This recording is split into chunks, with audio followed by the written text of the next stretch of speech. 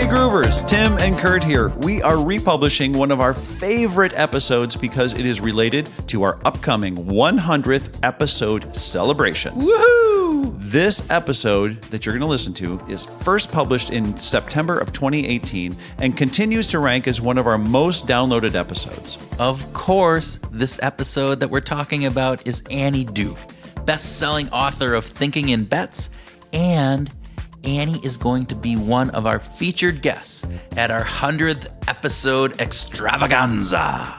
Not only are we having Annie as a guest, but we are also having the world-renowned Lila Gleitman, who was the pioneer of today's modern research in linguistics.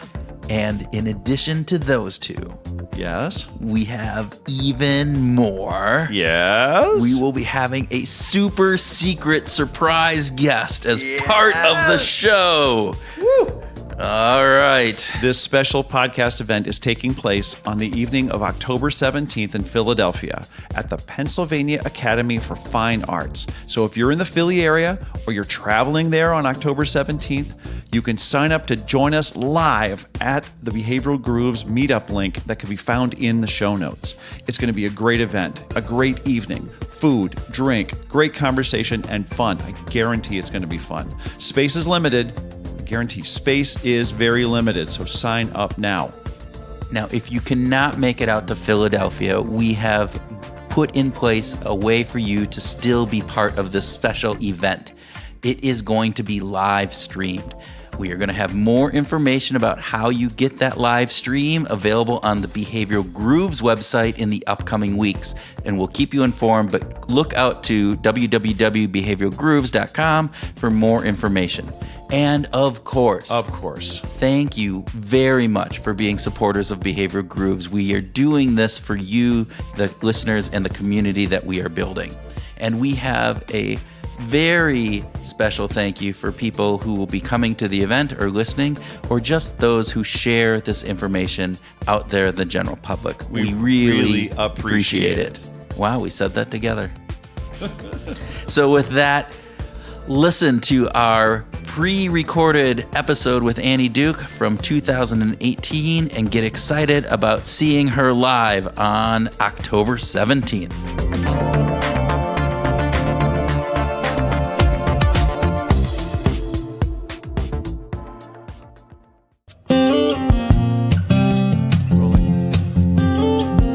Welcome to the Behavior Grooves podcast. My name is Kurt Nelson. And I'm Tim Houlihan. We interview interesting people in order to unlock insights into behavioral science and how we can apply them to work and life. Okay, so typically we talk about our sponsors at this point, but today, in honor of our guest, we're going to do two things differently.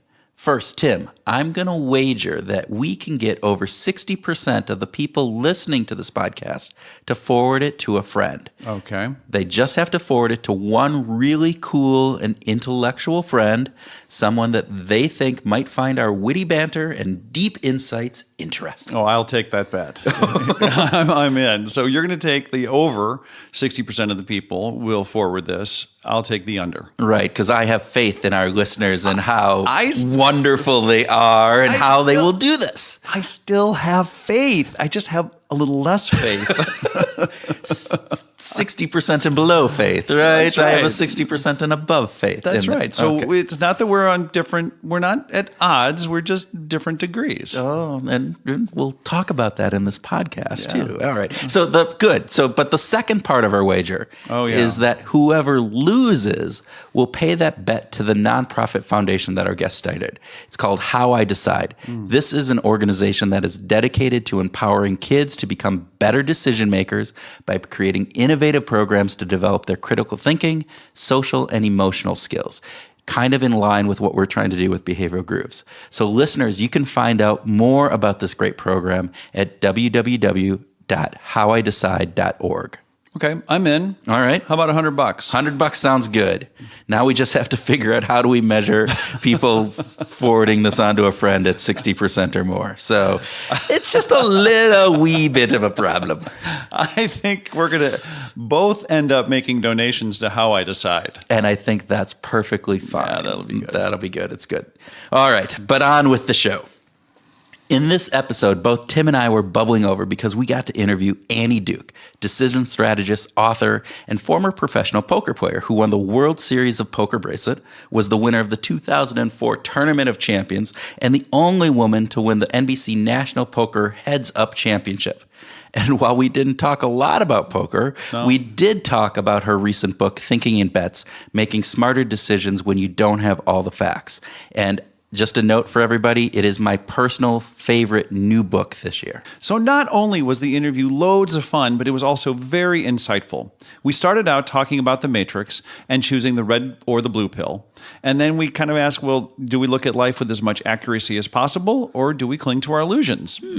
Spoiler alert. Spoiler alert. Well, we tend to cling to our illusions. All right. Yeah. Then we morphed into a discussion about tribes and how tribes can be either positive or negative, and how they offer us both distinctiveness and belongingness. We waded into a bit on how hard it is to break free from the tribe's influence, particularly because that influence is so hard for us to see. At least it's hard for us to see in ourselves. How we don't ask ourselves what is wrong with our own thinking, which then led us into a conversation about learning pods and how can we transform the power of tribes to actually help us get a more accurate perspective on our own behaviors and thinking, making our decisions more in line with reality. Yeah, the learning pods is such a cool concept and is a great way to overcome the fact that we are often blinded to our own biases. So the presence of others in the pod can help us in our decision making, kind of like taking the red pill. We meandered into probabilistic thinking, which is a cornerstone of Annie's Thinking in Bets model. Then we started to rabbit hole a bit. About vodka. Galileo. Yes. And researchers including Anna Dreber, Phil Tetlock, Barb Miller, Stuart Firestein, and the amazing Jonathan Haidt. Then we went deep into Annie's history with her mentor, Lila Gleitman, and her work on syntactic bootstrapping with Donald Duck. Quack, quack. Yeah, man, that's such cool stuff. And then she shared a story about Lila and a broken down Honda Civic that influenced her life that I will remember, I think, for a very long time to come. It was a fantastic story. Yeah, and then, of course, we ended with talking about music. Jack White, Willie Nelson, Jonathan Richman, Alex Chilton. Yeah, that voice of "My baby, she wrote me a letter." He did that? Well, Joe Cocker covered it years later, but that was the Box Tops that did that originally. And that was Alex Chilton. Wow. We talked about, that. And of course, then we even meandered off into the Violent Femmes, or I meandered off into the Violent Femmes and talked about that.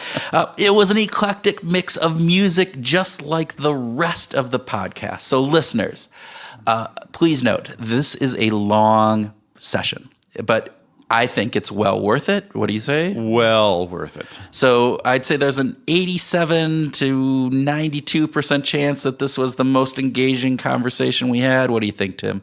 I'm in the 87 to 92% range. Okay. Yeah. Well, we hope you think so as well. So if you have to break this into 2 or 3 listens, do it. But for now, sit back. Grab a glass of your favorite beverage, whether that be vodka or soda. Or both. Or together. I see where you're going with this. Ice. On the rocks. All right. So grab your favorite drink, whatever that would be, and listen to our interview with author Annie Duke. Welcome, Annie Duke, to the Behavioral Grooves podcast. Well, thank you for having me. I'm super excited for this. Well, so are we. We're going to start with a quick speed round just to kind of get things going here. All righty? Okay. All right. Kurt, go. I've never dealt with pressure before. I may crack. Yeah, this should be a softball for you. All right. Okay, so bicycle or unicycle, which do you prefer? Well, I prefer to ride a bike, but unicycle, obviously. I actually had one when I was growing up, and I was pretty good at it. Okay. Travel with a set itinerary or no itinerary?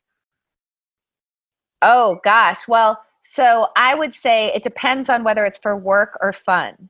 So if it's for fun, definitely no itinerary in terms of what I'm going to do during the day. But if it's for work, I really want an itinerary because I'm trying to be efficient. Okay. All right. So Citizen Kane or How Green Was My Valley, which was actually the better movie? Well, duh, Citizen Kane. Is that even a question? Hey, well, which one, the best Has picture? anybody ever answered how green was my valley? No. Nobody. Okay, thank you. Nobody. Okay. Which was easier to master, poker or chess? For me? Yeah. Well, I don't play chess very much. So, neither. I mean, so I have not put in the amount of time it would take to master chess, and poker is too hard a game to ever master. So the answer is neither. Okay. All right. Last question. Red pill or blue pill? Oh, I'm leaving the Matrix for sure. But you know what? I do sympathize with Joey Pants, because, being able to go in and like eat the steak. I mean, like eat the really good food for just a second. I mean, not that I would sell anybody out for the opportunity, but I do see the attraction. That's very true. I do see the attraction. So I don't judge anybody who's blue pill. I do not judge anybody for that, because I get it. Okay. But it seems like, I mean, in your book, you talk about the fact that most of the time, people end up, trying to form their opinions around what, making sure that they're right, as opposed to really facing reality. Yeah. And so, that red pill seems like that. Yeah, we have to face reality if we really want to get to better decisions and better outcomes. Yeah, well, I mean, I think the reason why the metaphor really holds here is that it's about how much are you able to sort of say what's best in the long run, that, I'm willing to take the pain right now. So, I mean, obviously, it's going to be better for humankind to not be used as batteries by machines, but you got to take a lot of pain. You're eating gruel and they're chasing you around, and it's like really uncomfortable, and you're cold and you're like wearing rags, and it's a lot of stress, whereas sort of staying in that, unreality that you think is reality is very comfortable. So you have to make the choice. And I think that it's important. That's why it is a choice in the movie. So I think there's a really big message there. Yeah, in the movie, the worlds are hugely diametric. They're just vastly different. You say, is our world that today? Is our world really that divided? If you take the blue pill or the red pill? I think when you look at what's happening with political discourse, I think the answer is somewhat, right? I mean, I've had experiences recently where, like, I was having a conversation with somebody about, say, recent Supreme Court rulings, and they'd talk about one of them, and I'd be like, yeah, I agree, and I don't think that was a great ruling or whatever, and we sort of go through, and then we'll get to one out of, like, we'll have talked about 5, and we'll get to one where I say, well, actually, I actually tend to side, with the court on that or whatever, and it's literally like I just become their enemy. Like, there's no sense of I'm allowed to not have every single opinion, comport with you, and I think that particularly when we're talking about issues of beliefs and opinions and predictions that are woven into our identity, I do think that having your identity challenged is really hard, and it's incredibly uncomfortable. And I think people don't like it, and they see challenge where it doesn't really exist. I mean, certainly when I'm just sort of offering an opinion about a Supreme Court ruling or whatever, like I'm not challenging your identity. I'm not saying you're wrong. Right? If you like to ride bicycles and I think unicycles are cool, like I'm not saying you're a bad person, but I think people hear it that way. Yeah. And I think this is really where the issue lies is, and this is, if you think about it, like, yes, in the Matrix, those worlds were diametrically opposed, but it's really about what's your identity, right? Like, who are you? Is this real or is this not real? Are you willing to sort of accept the hardships of what's out there if you start to say, maybe I'm not right all the time, or, maybe other people who believe different things aren't actually bad actors. I mean, well, and it gets to some of that tribal component too. You are part of my tribe, or now, oh, wait, are you not part of my tribe because you have expressed a different opinion that is contrary to the norms and beliefs of our tribe. And so therefore we have to outcast you and put you in with that other group.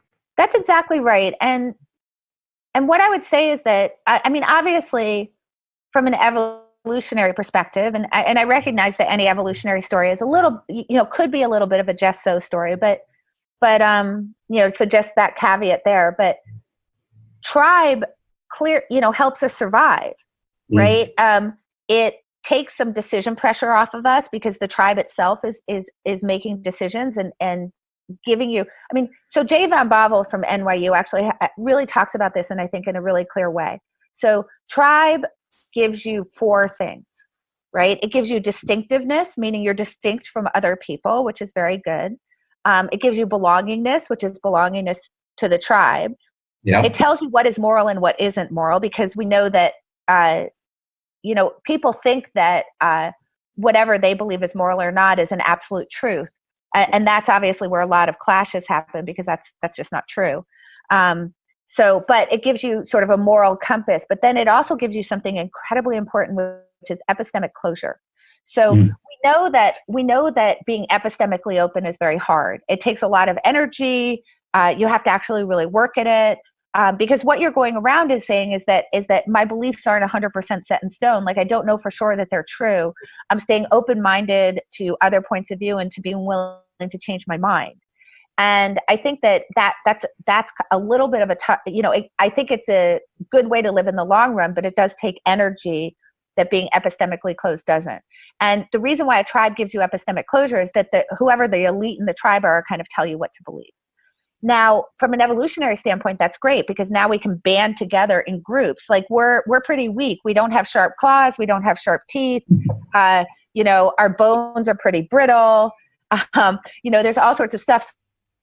So, like, being able to say, like, we all believe the same thing, and we're going to defend ourselves as a group because we're in this tribe against intruders, so that we can maintain our territory. Like, obviously, from an evolutionary standpoint, awesome. But when it comes to our public discourse, it's really bad, because when you think about, in particular, this epistemic closure piece, that there's sort of, and also the moral compass piece, those are coming sort of down from above, from the tribal elders or the tribal elites.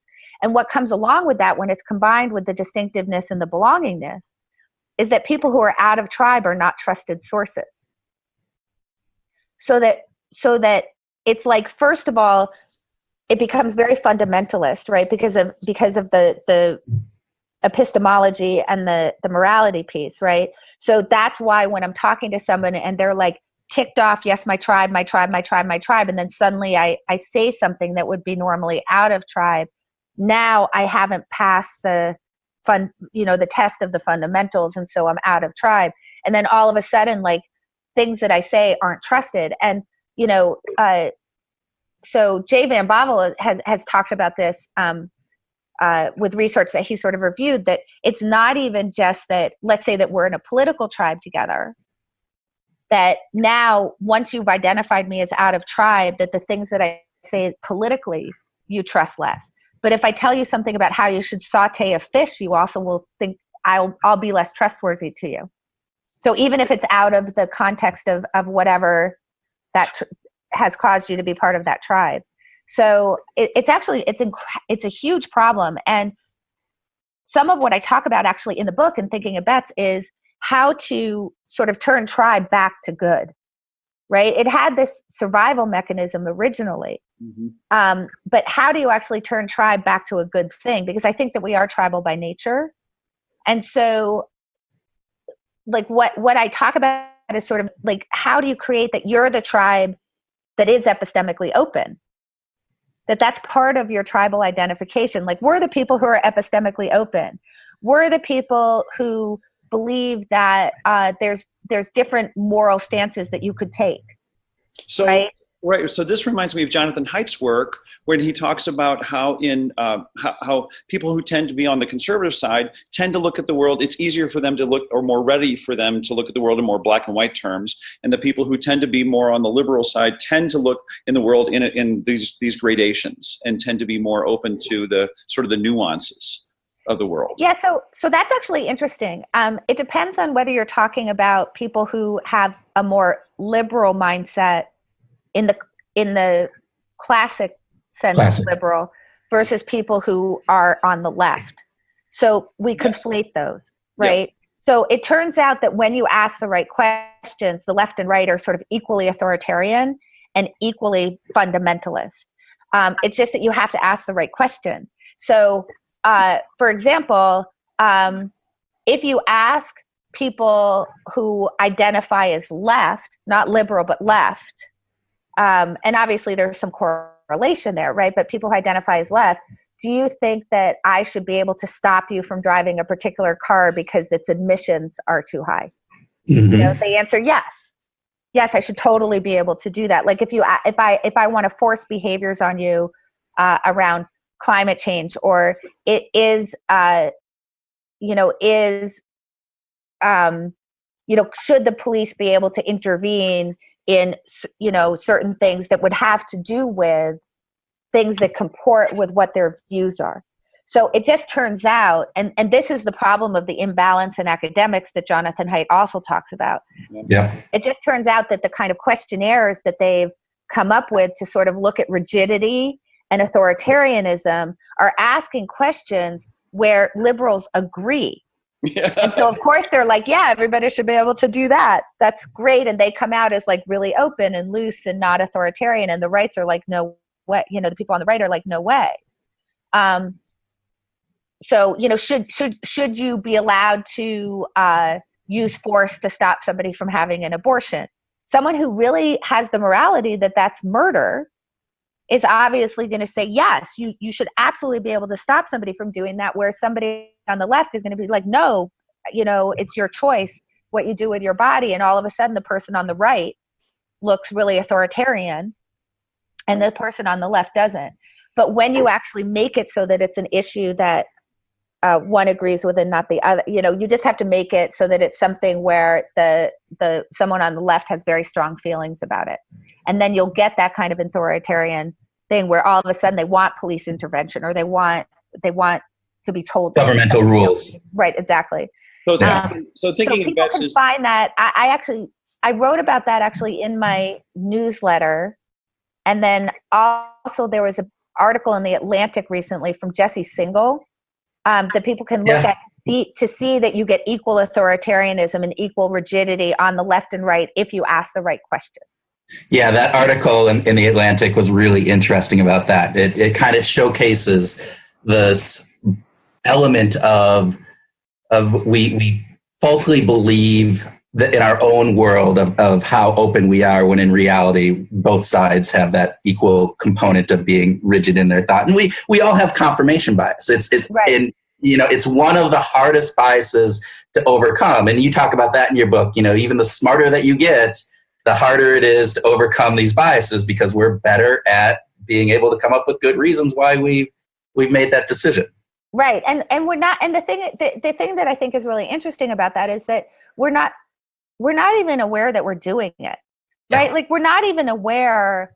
Well, I mean, as an example, we're not even aware of how much tribe is like yanking us around.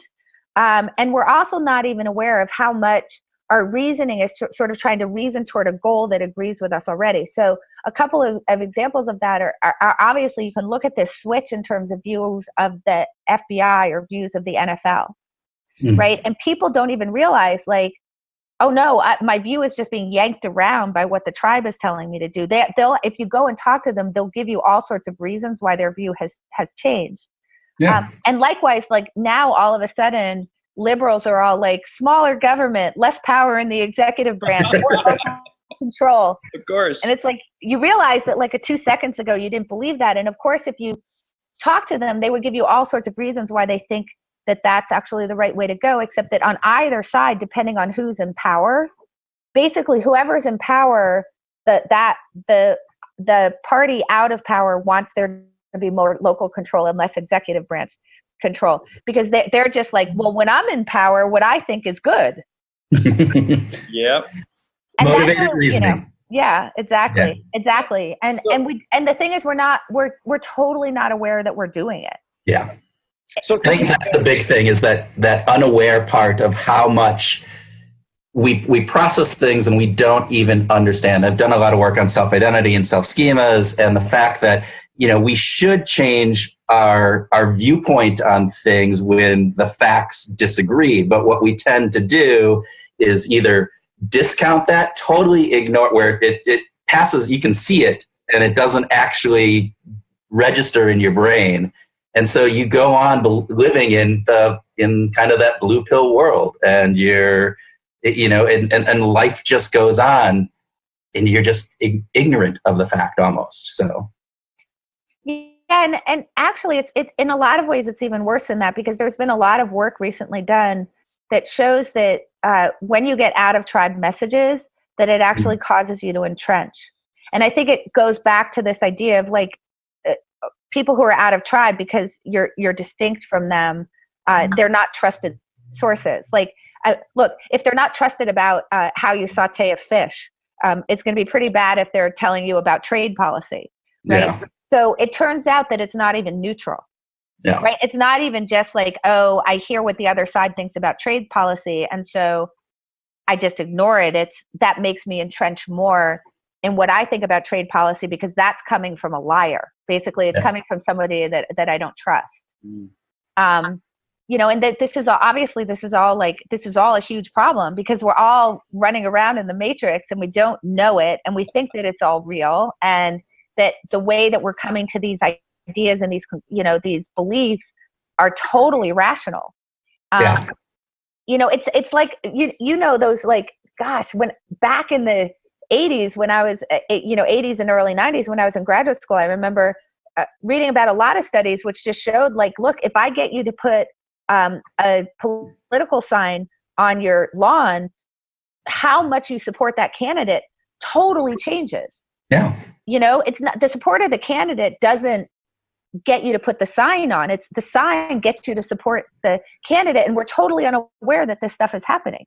Yeah, the behaviors change your mindset, whereas the mindset should actually drive your behaviors, but that's not how that works. The interesting research, and I don't remember who did it, but it was done, I believe, in the 70s or 80s again.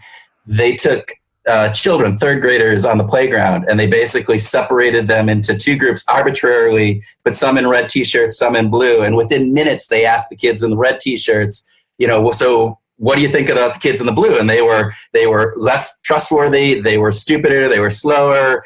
What about the kids in your color t-shirt? Well, we're smarter, we're more honest, we have a whole bunch, and it happens so instantaneously, and so just, again, unaware that we have this out-group and in-group biases on these things. Right. That it's hard to overcome, and so it's a key thing to think about. It's very good for survival a long time ago. Yes. All right. So we went around there for quite a while. We go down these rabbit holes, like we talked about at the beginning. Yeah, that's what I like. Now, see, I haven't had that conversation with anybody. Okay. Well, and all this kind of gets back to this idea that thinking in bets is an equal opportunity employer. Anybody can subscribe to. This isn't designed. Thinking in bets is not designed for anyone of a particular political or eco-friendly, or live in the city versus the rural, or I don't know, whatever kind of crazy differences we might have between us. But well, I hope not, because I'm trying to accomplish two things. I mean, first of all, I'm just trying to get people to listen to each other a little bit better, and to recognize the value in hearing the dissenting voices. I mean, you keep saying that I talk in the book about how we're really good at reasoning about why we're right. Mm-hmm. And what we're trying to do is actually reason to be accurate, right? I want to construct the most accurate model of the objective truth. And in order to do that, because we're so naturally good at reasoning to be right, it would be really much better if we approach the world asking, why am I wrong? And in order to ask, why am I wrong, in any kind of authentic way, it means that I have to talk to people who think that I'm wrong, because otherwise I'm going to get some sort of straw man of the sort of opposing argument, right? And we want to be really careful of that. And this is part of the problem of being smart. It's very easy for us to argue against a straw man, and without even knowing it, if we're trying to do this on our own, we'll construct a straw man and think it's a steel man, and think it's actually a stronger version of the argument it is. And then lo and behold, because we're so cognitively agile, we can swat that straw man down really easily, and we've done our work. So, what we want to do is actually be engaging with the authentic voices that truly do believe different things that we do. Yeah. And, what's going to come out of that is kind of, one of two things. and it really goes back to, sort of what John Stuart Mill says, that he who knows only his side of the argument knows little of that. What he's really saying there is that even if you think that something is 100% true, you are absolutely certain of it, that if you don't challenge it, it becomes stale. Then it just becomes, well, that's the way things are, or somebody told me that, or, I just know that's true. And in having to defend that argument in a logical way against somebody who believes something different than you, one of two things happens. You will either, you might not change your mind, but you'll at least really understand why you believe that thing, which is valuable in and of itself. Yeah. Or you'll actually calibrate your opinion. You might actually get some movement on it. And that doesn't mean full on reversal, right? It doesn't mean I thought the earth was round and now I think it's flat. It might mean I thought the earth was round and now I realize it's not actually quite perfectly round. By the way, it is spherical. Wider at the middle. So there you go. Exactly. Science on that one. Right. It's not actually perfectly round, but so that's the thing. It's like you'll just get some movement, or what may actually happen is that you may just really understand the other side and understand that it's an authentic point of view. Mm-hmm. And that's actually going to help you have first of all, more compassion toward people who have that, but also that point of view, and maybe not think that they're such bad people. Are you familiar with Cal Turnbull's Change My View Reddit community? No. I don't know about the community. I know who he is. Yeah, Cal is just great. We actually got to talk to him a few months ago, and he's got 500,000 people who go in there and say, I'm not sure about this. Oh, that's wonderful. And they're willing to engage in a conversation. It's like, that is just magic as far as I'm concerned. Yeah, well, and that actually gets around. So this gets around that backfire effect, right? I mean, the issue with the backfire effect is if you tell me your point of view and I'm not actually seeking it, I'm not actually trying to be open-minded to it, then I'll entrench. Mm-hmm. But if I'm engaging with you because I actually want to hear what you have to say and I'm open-minded to what you have you say, what you say, then I won't entrench. And I think that's so incredibly valuable. So yeah, I'm going to totally explore that community. I mean, I know who he is, but I didn't know he had that community. And now I'm super excited to find that out. And how did I not know? Yeah, no, we interviewed him at a podcast and Tim, help me remember, what was his granddad's statement, his quote? Do you remember that off the top of your head? I think he said, we start with a perspective and we end with a perspective, but in the middle, we're going to take in facts and figures and information and hope that what we end with is more accurate. Oh my gosh, that's like, isn't that my gorgeous? whole life right there. Yes. And it really is this wonderful community out there where people are asking, and he started it. It's really interesting for people. If you haven't listened to that it's one of our earlier podcasts. And so go out and listen. I'm going to definitely go back and listen to that because that's fabulous. So, Annie, I think you as you're talking about this as like exploring your opinions and making sure, even if you think you're 100% right, but exploring that component, you talk about learning groups in your book or you call them various different things. So help us understand, is that a way to overcome this? And how do those work? What are the best ways for people if they were to try to say, I want to do this in my life. I want to live a life that is looking things as trying to understand what is more accurate as opposed to proving that I'm right, how people go about doing that. Yeah, so there's a couple of reasons why I'm like a huge fan of a learning pod, and it doesn't need to be 20 people. Like you and 2 other people is fine. There seems to be something magical about triads in particular. Mm-hmm. But it can be more than 3. I mean, I'm not saying it has to be just 3, but 3 is a reasonable number. So there's a couple things. At the basic level, we know that we're not particularly good at spotting our own bias. So, but I don't know about you guys, but I'm really good at spotting bias in other people. Oh, I'm brilliant at that. That's one of my You should see me screaming at CNN. You should see Tim screaming at me. Right, like the pundits are talking and I'm like, wait, but that's a biased argument. And then the other pundit's like, wait, I'm an equal opportunity screaming at the bias. But like when I'm talking about it, I'm totally not biased at all. I'm completely reasonable. Of course. Tim, that's you right there. We are so from the same tribe. I trust you. Exactly. So here's the thing. If we know that we're really good at spotting bias in other people, but not so good at spotting bias in ourselves, then, get some other people to help spot your bias. Uh-huh. Like, let's make an agreement. Like, I'm super good at spotting you guys' bias, and you guys are super good at spotting my bias. So let's make a team. Yeah. And your job is to spot my bias, and my job is to spot your bias, and let's do that. So that's sort of number one. But number two, and I think that this is much more so why I think that tribe is so important, is that as we talked about in the beginning, like, exiting the matrix is painful. Mm. We know that a lot of our identity is driven from this idea that we're competent and we're intelligent, and the things that we believe are generally true and very well thought out. And I think that most people do like to think of themselves as open-minded, or actually having considered the other side, even though we really don't. And having somebody say, like, I think you've made a mistake, or, you have some great thing happen and you're sitting there crowing about it, and someone's like, well, don't you think maybe that was really due to luck? Like, that doesn't feel good. Like, you don't get to put that in your, when you're doing your mental accounting of, like, I'm smart or I'm not smart. It's like, we want all the smart checkbox. Yeah. We want, as Kahneman talks about, we want a positive self-narrative of our life story. Like, this is kind of what we're driven by.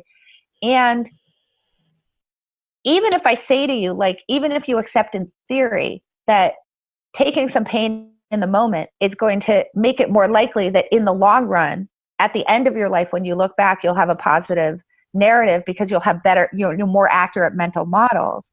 In the moment, we lose the check mark. It's hard for us to see, like, okay, I'm gonna take a little pain right now on the, like, I made a mistake, or a poor decision, or I was biased in the way that I was thinking about this, but that's going to really help me in the long run. Like, that's hard to do.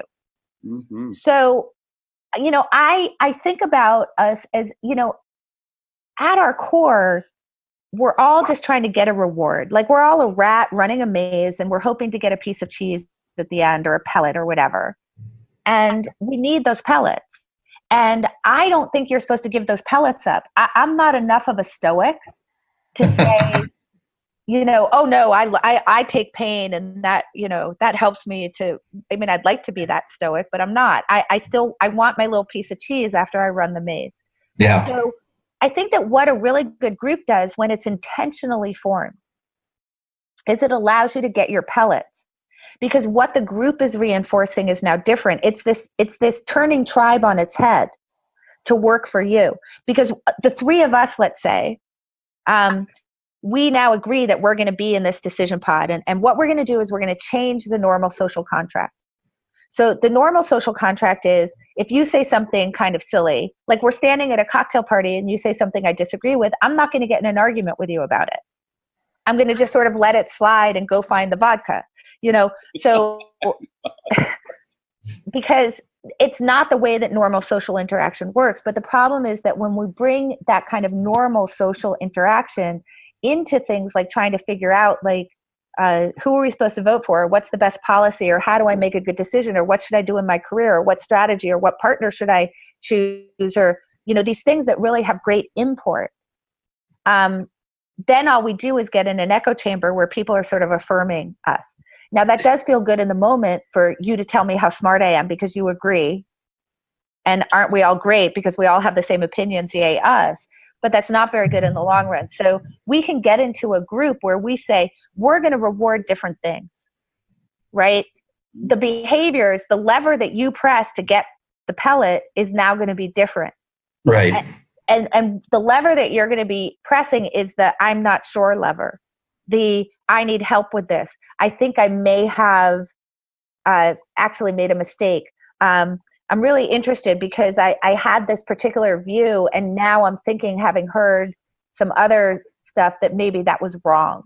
Yeah. Yeah.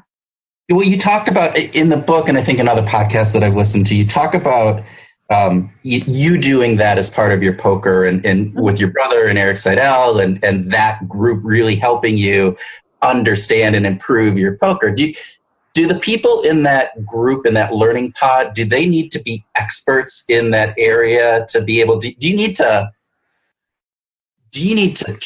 trust is not the right word. Do you need to respect them from that perspective that they're going to, I don't know, is that going down a hole here? Yeah. So I would say it depends on what you're trying to do. Right. So, okay. I mean, it's nice to have mentors, you know, I mean, for sure, who you know are experts in the area. But no, I think that in general, no, I think that we could all be beginners and be trying to work through the game ourselves. And the only requirement is that we're all open-minded to different opinions. Okay. That when you come and tell me how you played a hand, that I'm allowed to challenge your thinking. That I'm allowed to explore alternatives.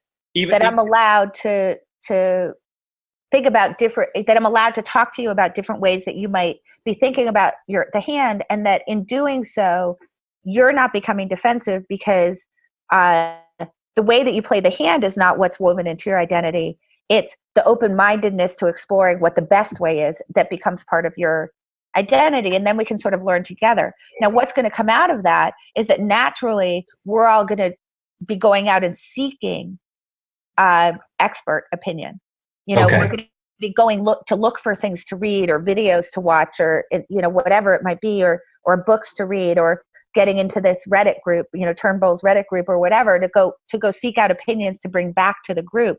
Because when we come back to the group with some cool thing that we saw, that it was like mind-blowingly changing what I think is the best strategy, you're going to be like, that's amazing.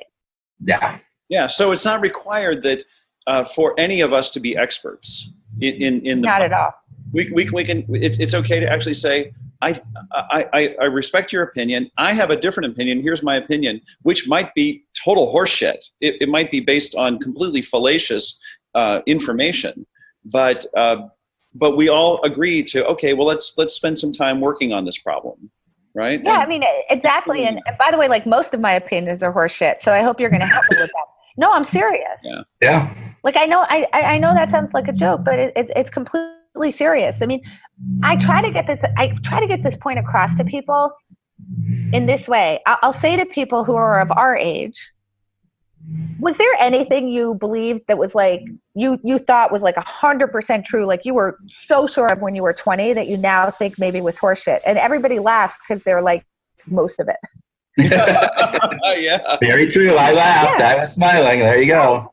And me too, by the way. Most of what I believed things with such conviction when I was 20. And now I look back and I'm like, what was that? Like, I can't believe I believed that. Why do you think that today, if you take this slice of time, it's any different? That's what I try to get across to people, right? Like, we're always taking in new information. I mean, the whole point is that, I mean, you could think about it from the standpoint of like actually humanity in general. I mean, we did all used to believe with total conviction that the earth was flat. Mm-hmm. We did used to believe that the sun revolved around the earth, for example. And that was just consensus opinion that people had very strong convictions about. And it was a little bit heretical, not even a little bit, a lot heretical to challenge those opinions. I mean, look what happened to Galileo. It didn't go so well for him. But thank God for Galileo. Like, so how do we get Galileos in our lives? First of all, we have to agree that our opinions can't possibly be 100% true, black and white, set in stone, and that it may be that we hold beliefs today that in the course of time we will view the same way we now view the beliefs that we held when we were 20.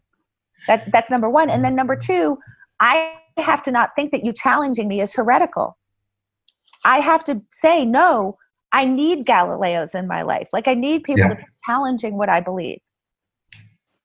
So two things off of that I want to go on. So one is, so Tim and I started this podcast. We had started actually Behavior Grooves as a meetup to gather people every month, to get people together to talk about behavioral science and learn about, you know, how that works.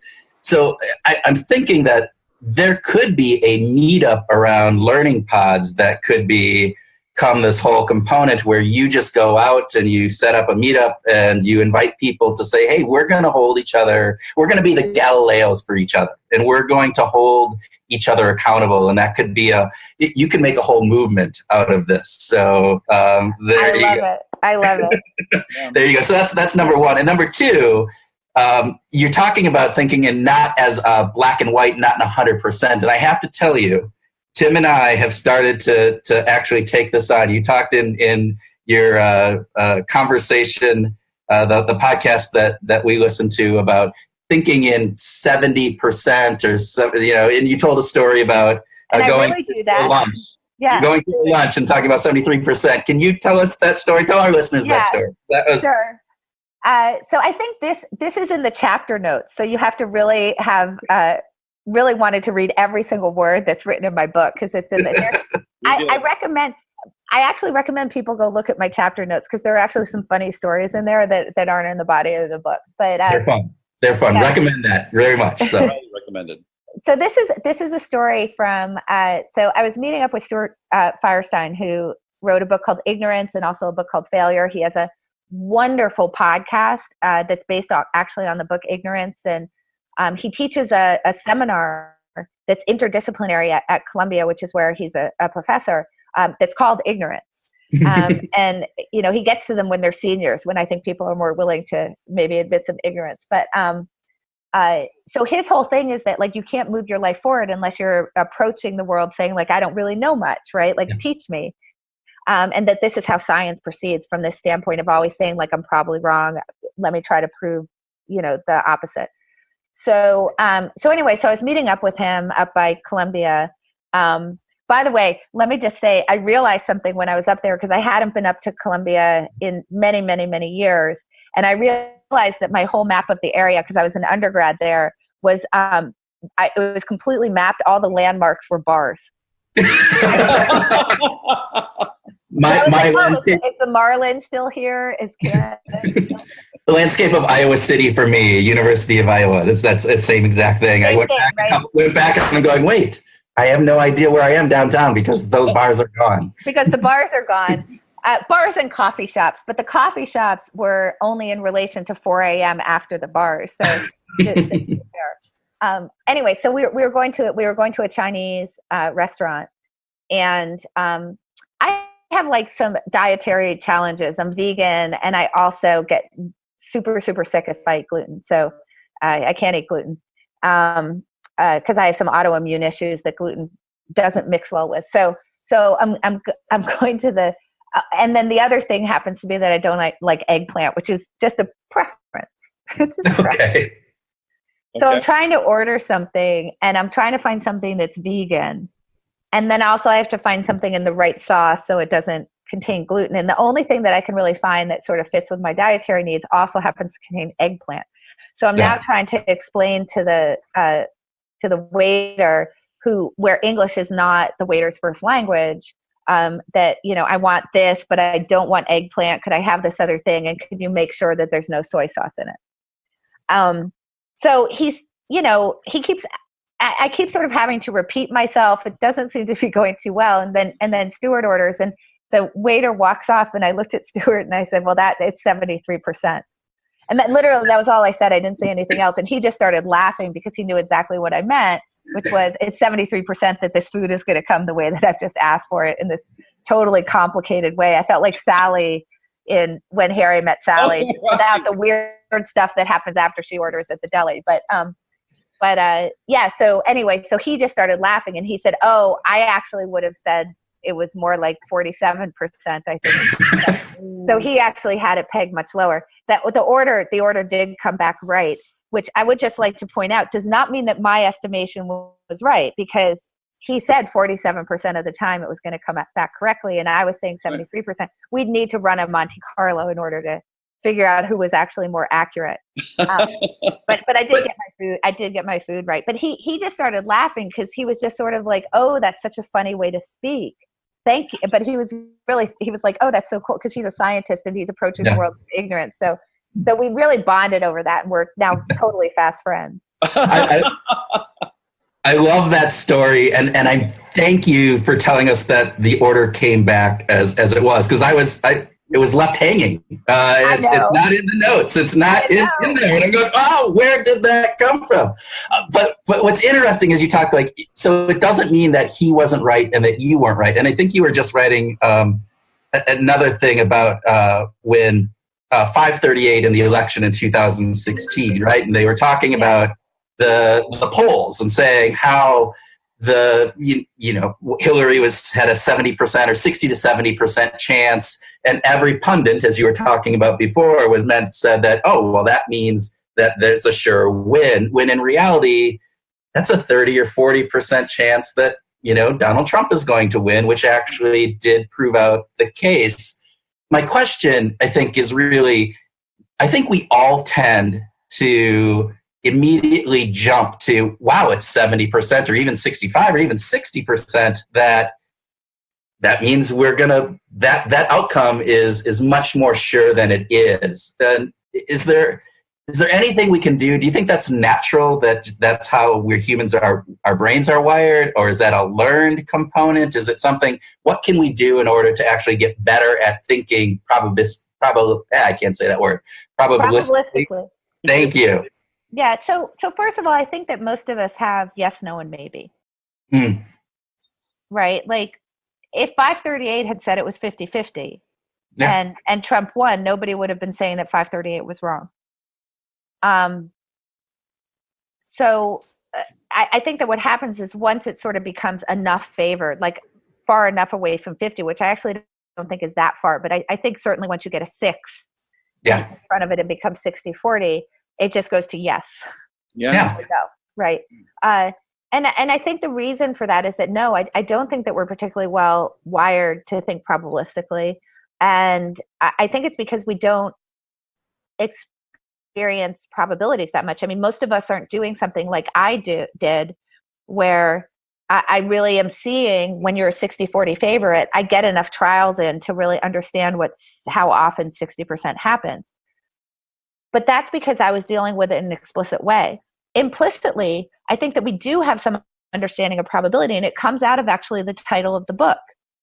So this is why I think this question, like, do you want to bet? Like, if we were all thinking in bets better, the reason why I really understand that is because I was betting on 60-40s. Right. So I was going to lose all my money if I didn't really understand what that meant. So, like, for example, like, if we took those pundits who were like, well, Clinton's going to win, and I said, well, do you want to bet on that? And they'd go, no, I mean, it's 60-40. Trump has a really good chance. Yeah. Right. So I think that what happens, the way that I think about what happens when you say to somebody, want to bet, is that there's all sorts of uncertainty in the world. There has to be uncertainty in our beliefs, because we can't possibly know everything there is to know about a given subject to have a perfectly formed belief. And even, by the way, even if we did have all of the information, we still have to model it, right? You still have to weight the information. What's reliable, what's not, how much should this go into my belief formation? And it would be impossible to be sure whether you have a perfect model, right? And even when you think about most models, like a model of, for example, gravity, what that model, the best model, is going to capture as much of the data. So they're going to be able to predict certain things about the way that objects will behave as they fall toward the earth, and the best model will be able to make the best predictions and actually capture most of the phenomena. But we even know that when we think about our model of gravitational forces, that we don't actually get all of it. It's just that's sort of the best model we have, right? So when we're talking about something that seems so much more sure and so much more agreed upon as the way we think about the theory of gravity, and that we know that there's some uncertainty there in terms of we're not actually capturing some of the edge cases, you better start to get like super unsure about your own beliefs. You better hold them pretty loosely and recognize that they're under construction. That doesn't mean that you can't make a decision based on them, because that's the best belief you have at the moment, right? So that's the input. And then when we start getting into predictions, well, predictions are informed by these imperfect beliefs, and then now you add another element into it, which is luck, right? So we're thinking, we're saying something about the way that the future might turn out. Like we think that this is 60%, we think this is 40%. Those are going to be inexact. They're going to be somewhere near, perfect, but inexact. And then once we make that prediction, we have no control over whether the 60% or the 40% occurs. And by the way, even if I make a prediction that I think is going to come true 98% of the time, I have no control on a single try over whether the 2% is going to happen. So these are the two sources of uncertainty. We have an information problem. We don't have all the information, and we're sort of trying to figure out, like, we don't, and even if we have all the information, we don't know how we're supposed to weight it, right? That's all hidden from view. It's too complicated. Exactly. And then we have this luck element. When I say want to bet, it reminds you of the uncertainty. It makes the uncertainty bubble to the surface. And that is a good thing, not a bad thing. Because as we're trying to make decisions, the more that we have an accurate view of our own uncertainty, the better our decisions will be. Do you think some of that comes from the reward component of that? In other words, in a bet, you are actually you have a different reward than just being right or wrong. You're actually placing some monetary component that then becomes a loss that is much stronger than that you can't discount, right? You can't just ignore it. I don't know if that. So I think that's pretty right on. I think that I say in the book, the person who wins in a bet is not the person who argues to think they're right. It's the person who actually is the least biased, right? Okay. The person who has the most accurate view of the world. So you can think about it creates a different reward. So this is what I'm thinking about in terms of these decision pods, is that we create an agreement that creates a different reward that's around debiasing. It's around accuracy as opposed to rightness. And right and accurate, I really try to make the point that right and accurate are different. Mm-hmm. And what we're trying to do is get to accurate and not right. So, if you have a pod, you're creating that different kind of reward structure. If I'm betting with you, I'm also creating a different reward structure where what's being rewarded is accuracy as opposed to rightness. And now I've got a substitute for what I feel good about. Yeah. Right. So now, instead of just feeling like my opinion is affirmed, which doesn't have any immediate consequences, so those are going to reveal themselves over time in a way that isn't necessarily going to hurt my ego. Right. So I'm taking the reward of just that good feeling of look how smart I am and look how great I am. And now if we're actually betting, I've got a different reward, as you said, like a stronger reward, which is I don't want to lose my money. Yeah. Mm-hmm. So I've actually been doing this experiment. Like, this is a really good experiment to do right now. So there's obviously a lot of talk around the midterms, and I've had a lot of people say to me, the Democrats are going to take the House. And if just try it out and say, well, do you want to bet on that and watch what happens? Well, I didn't say for sure. Yeah. I didn't say for sure. I mean, I just think they're more likely to take the House. And then I say, I agree. But yeah. But I would never say they are going to take the House. Yeah. And well, that's it's the political betting markets that are out there that, started at the University of Iowa where I was, where you're betting. Actually, it's really small sums, which makes it even more interesting because it gets to that point where, so what? It's $1, but people actually they're much more accurate. And I was reading recently they were talking about, they did a betting market on the replicability of research and studies, and they were much more accurate than the editors in some of these cases. It was Brian Nosek, right? And he yes. So and Anna Dreber was involved in that, and the betting markets did a really, really, really good job of predicting what was going to replicate and what wasn't. And one of the points that I saw made about that was a couple things. One is that the results that felt more intuitively right were the ones that seemed to replicate, and that came through more in the betting market than in the opinion market. Because I think sometimes result that's really surprising is sexier. Like, we kind of want it to be true more. But when it comes down to betting on this thing that really goes against your intuition, maybe not so much. But also it takes out some of the things like it comports with my work, so I want it to be true, or this person's a friend of mine, and so I want it to be true. Because when it comes down to bet, it's like if I'm playing poker with you, like I don't care that you're my friend, I just want to beat you, right? Like so. Again, it puts this like laser focus on accuracy and these kind of other things that can get in the way of the way that we're reasoning. I think sort of are more likely to get brushed to the side then. So I wanted to ask about you. You mentioned you're in the middle of another PhD. Is that right? Well, I'm so let me just say, like I'm like 80, maybe 78%, somewhere between 78 and 82% to actually do this. Okay.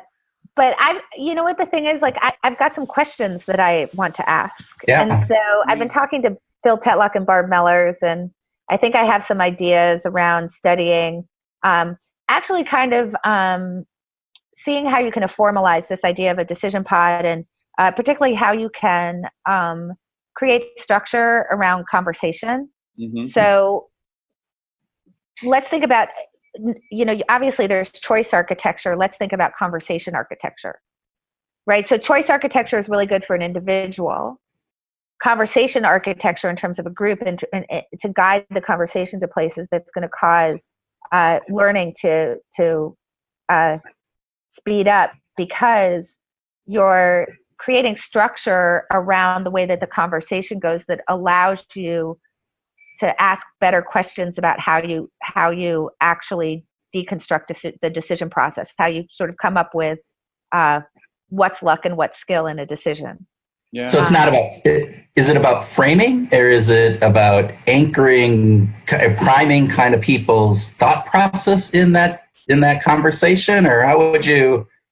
Well, so the way that, so the way that I think about it is this, that what's really good about a decision pod is that a decision pod is really kind of instantiating Mertonian norms. Okay.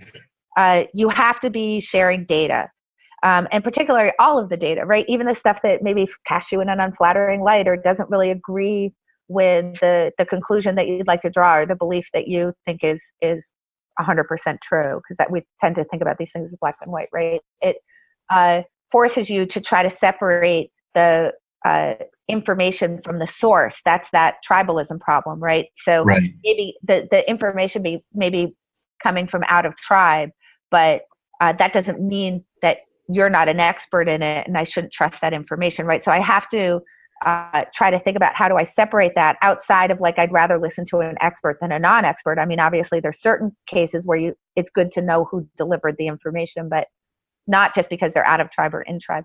And then obviously this disinterestedness, like what's my own conflict of interest, and not financial, but how much is my own belief getting in the way of being able to reason about this well, or how much is my own prediction or forecast getting in the way of me being able to think about how do I adjust that better.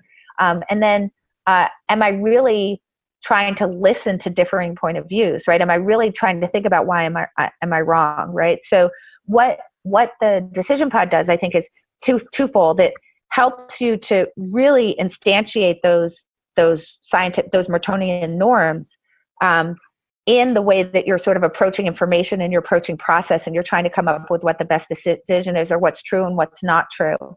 But also it creates accountability to the group, meaning that in the moment when I'm out on my own, right, trying to process the information that's coming in, I know I'm going to be accountable to the group later. So it's more likely that in the moment that I'm actually thinking within the boundaries of those norms. So is some of this influenced by Lila Gleitman? You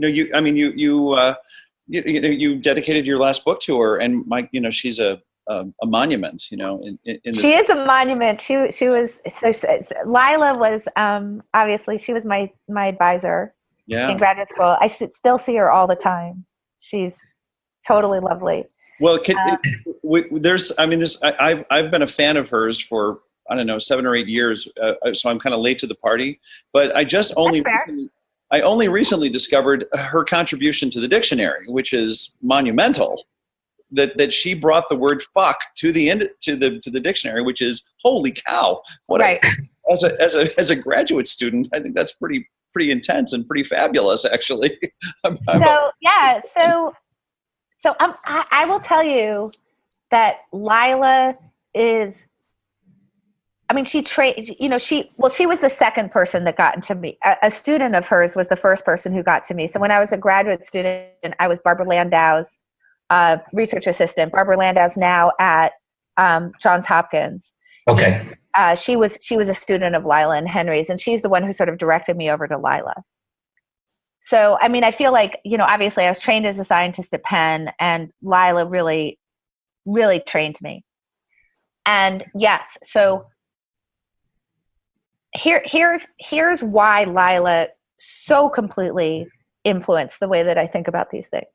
When I was studying language acquisition, and specifically we were looking at first language acquisition, people say, well, what does first language acquisition have to do with any of this? Like, what does it have to do with poker? What does it have to do with any of this? It's like, it has everything to do with it. And the way that Lila thought about that problem ended up influencing the way that I think about everything. And I think that you'll get it having just come off of this thing about how do you structure conversation to kind of constrain the way that you're thinking about things. So here's the problem in first language acquisition. There's a whole bunch of noises out there, right? So there's all these sounds. And the first job of this little tiny baby is to separate natural language sounds from other types of sounds, including sounds like just screaming out like, ah, right? Which is not, that's just a scream, right? So I've got to know that the cat meowing, for example, is not a natural language sound, or maybe some weird noises that might cat. So you have to be able to figure out, okay, what's part of the language? Then you have to figure out, okay, given that there's this stream that I've now identified as the sounds of natural language, I have to now figure out what the words are. Mm-hmm. And then I have to map those words out onto the world. And that's just a freaking mess. I mean, when we talk about bad feedback and just a noisy environment, and noisy, like pun intended, I suppose. Boy. Versus noise. Right. This is it. Because, think about like a cat running across the room and the mom points and says cat. Well, I mean, the word cat, so it seems obvious to you that that's the animal, and that I'm mapping that onto that. But think about it from the perspective of the kid doesn't know that, right? Is it running? Is it cat? Is it mammal? Is it small? Is it gray? Is it fur? Right? Here's a question. Is it see? Wow. I don't know. Is it a state of mind like think? Because what I could be saying when I point is, I think that cat's really scared. Right? So, whoa. Right? I mean, particularly when you get into things that you can't even see, like thinking. I mean, when you get into states of mind. Right. So you have to figure out, like, is it a noun? Is it a verb? Is it an adverb? Is it the act of running? Okay. Now, once you sort of realize, like, oh my God, that's really hard. Think about this, that kids have this pretty mastered by a year old. Yeah. Right? So they understand the language pretty well by a year. By 2, they're all experts. Oh my God.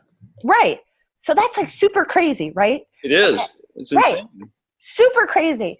So kind of up until, I mean, Lila really, really, really started working on this, along with, by the way, sort of in parallel to Steven Pinker, who at the time was at MIT. People just sort of took for granted, like, oh, the child learns because you point at stuff and then that's how they do it. So we were trying to think about, how do you constrain the set of possibilities, right? So here are the 2 lines of research that I was doing with her. And it was basically in this area called syntactic bootstrapping. Yeah. So the idea was, look, if you have access to the grammar, that constrains the set of possibilities for any word that you might pick out of the stream. Because if you have access to the grammar, then when I say cat, in the context of the cats running across the room, it has to be a noun. So now you're at least looking for a thing. Right? If you know that it's a verb, you're looking for an action. Right? So think about how much this constrains the set of possibilities. So I worked on 2 things. One was, okay, how would the child have access to the grammar? And what I did was, I mean, I don't know if you want to get into the nitty gritty. We are nerds in this area, so please. Okay. I'm going to nitty gritty this stuff up. Sorry, listeners, you're going to be bored, but Tim and me are enjoying the hell out of this. Yeah. So what I did was I said, well, maybe there's something particular about the rhythm of a mother's speech to a child that makes the grammar super accessible. In other words, is there a difference in the size of the pause depending on the size of the grammatical break? Oh. Because one thing that we know is that moms tend not to talk in like a lot of relative clauses, or, it's pretty straightforward. Like, that's a cat, the cat is gray, right? So we know that there aren't a lot of very strange constructions, but the idea was maybe the pauses between words are smaller than the pauses between phrases, or smaller than the pauses between clauses. So in essence, the rhythm of the speech is providing a grammatical tree to the child. So how did I study that? What I did was I created 2 picture books about Donald Duck. And in each of them, I had some identical word strings that were embedded in the books, but that had different grammar. So how did I do that? Donald Duck walks. In the store, he finds duck food. Okay. Donald Duck walks in the store. He finds duck food. Okay. So notice that they're the exact same word strings, but the grammatical structure is completely different. So I had I had mothers read these to their little babies, on average about 6 months old. And then I had adults read them to adults. Okay. What I found was that there was no correlation in the pauses, in the size of the pauses compared to the grammatical break, where obviously at the end of a sentence it would be the biggest, right? That would be when an adult was talking to an adult, but there was a very strong correlation in the length of pausing when a parent was talking to a little baby. Wow. Okay. So that was just sort of like, yes, the grammatical structure is actually available to the child. Yes. And then the other work that I did was trying to show that Lila had this whole library of tapes of filming mothers talking to their children. And what I did was I took the sound out and just put a beep where certain words were. And then I just looked at the reliability of people being able to pick out what it was that the mother was saying. And by the way, it's like they have no shot. So I was trying to sort of show 2 ways that the structure is available, and no, you can't do it just by correlation, right? So the argument at the time was, well, they only say cat when cats are there.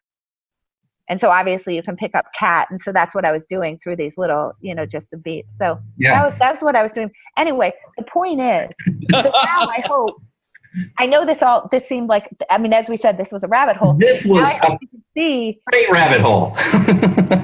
I hope you can see like how much Lila had such a huge effect on me, because when I'm thinking about this noisy environment, the problem that the feedback is so only very loosely correlated to the quality of the decision, just like the sounds that you're hearing in the natural language stream are so loosely correlated to the words that they actually refer to the concepts, to the categories that they actually refer to. So how do you do it, right?